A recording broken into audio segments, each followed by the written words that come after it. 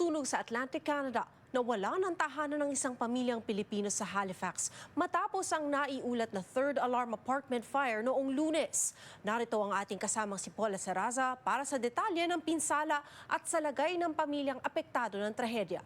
Paula? Nilamon ng apoy ang isang apartment sa Middle Sackville, Halifax. Kabilang sa halos 300 residenteng naninirahan sa gusali ang pamilya Cepillo na kalilipat lamang sa syudad noong nakalipas na buwan mula Toronto. May parang naamoy akong something burning. So I thought it was someone just smoking outside. Pero mga 10 to 15 minutes later, the scent of the smoke got stronger. So I started getting concerned. So I got out of our room. Wala pang 10 minuto pasado alas 12 ng hating gabi nang tumawag sa 911 si Chelsea Cepillo para humingi ng saklolo nang makumpirma ang kumakalat na sunog sa tinutuluyang apartment.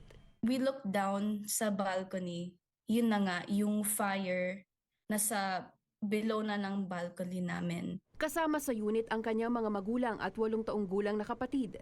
Agad na lumikas sa gusali ang pamilya na tumulong din sa pag-alerto sa iba pang mga residente. When we went out ng our unit, the hallway was empty.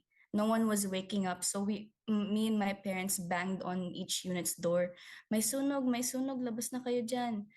So yeah, kami lang talaga yung unang naka-notice. Bagamat ligtas mula sa sunog, aminado silang matinding trauma ang iniwan ng trahedya sa kanilang pamilya. My mom is traumatized talaga. Like she can't sleep properly anymore. Like konting tunog lang, nagigising na. And she's always on alert. Pati rin yung sister ko, yung dad ko.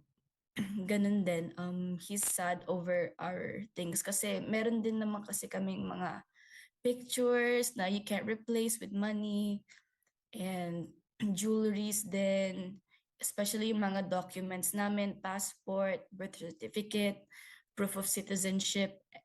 All of our documents talaga wala. So nakakahinayang talaga. Sa kabila nito, malaki pa rin ang pasasalamat nila lalo sa komunidad sa Halifax na agad ipinamalas ang diwa ng bayanihan. They came to us agad immediately with food, clothes, hygiene essentials, toothbrush, mga ganon, and toys for my little sister then. So that was really beautiful. Isang GoFundMe page ang isinagawa ni Chelsea, panawagang donasyon para makabangon at maipagpatuloy ang sinisimulang buhay sa Nova Scotia. Ayon sa mga otoridad, nasa halos 300 residente ang inilikas. Ang pamilya Cepillo pansamantalang naninirahan sa Dartmouth, sagot ng kanilang insurance. Hindi pa natutukoy ang dahilan ng sunog, pero kinumpirmang nagsimula ito sa pangalawang palapag ng gusali. Paula Saraza, Omni News, Toronto.